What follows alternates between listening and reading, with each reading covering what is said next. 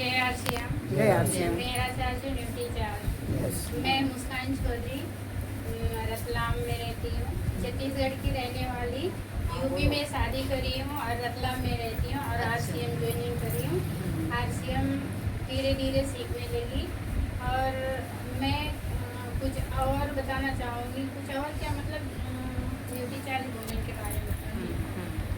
Duty charge women मेरे ज़िंदगी में आने से पहले मेरे साथ क्या हुआ ये शायद आप लोगों को पता नहीं, लेकिन मैं आज बताती हूँ। जब शादी से पहले अब जैसे भी थी शादी के बाद जब मैं बड़ी वाली गुड़िया के साथ थी तब बहुत दिक्कत से मतलब डिलीवरी हो गई और 9 महीने तो बड़ी परेशानी से झेला है मैंने। और उसके बाद फिर हम लोग रतलाम में आए। रतलाम में आने के बाद इन्हें आरसीएम ज्वाइनिंग करी और इनको किन्ने बताया मुझे नहीं पता है, लेकिन ये मेरे को ड्यूटी चार्ज के बारे में बताया था, लेकिन मेरे को विश्वास नहीं हुआ। अरे ऐसे ही बोलते हैं, कोई विश्वास नहीं कर सकता है, ऐसे करके मेरे मन में वाले का विश्वास कोई भी नहीं मैंने भी विश्वास नहीं किया पर ना अब लगा कि चलो एक बार इस्तेमाल करके देखते हैं। फिर मैंने मंगाया, लेके आए, कम से कम 3 या 4 दिन खा लिया मैंने।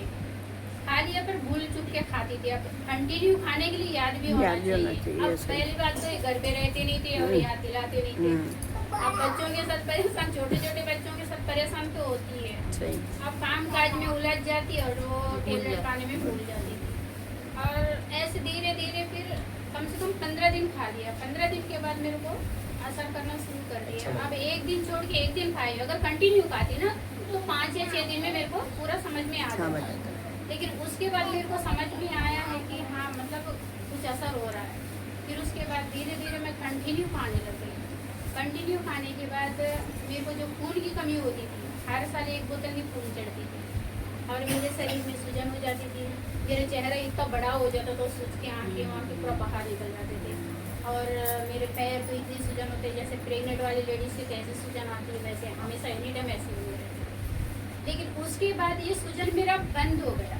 जो चेहरे में, पैर में, हाथ पैर में हर जगह सूजन रहती थी, वो वूमेन की वजह से ये कम हो गया। तो मुझे विश्वास हुआ कि शायद सही बोलते हैं लोग, जब तक तुम यूज नहीं करोगे तब तक विश्वास नहीं होगा।